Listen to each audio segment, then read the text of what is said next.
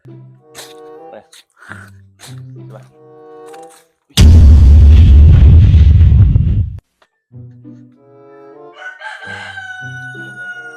Boss. Nakita niyo ba yung wallet ko? Wala po boss eh. Wala po kaming nakikita po. Wala po kami napansin. Kailangan ko pa naman yun. Wala boss eh. Pambibili ng ano ko yun eh, ng gamot ko yun eh. Baka hindi po rito nalagay. Oo, gamot ko sa mga ano yun. Hirap na hirap pa naman ako, aalis pa naman ako.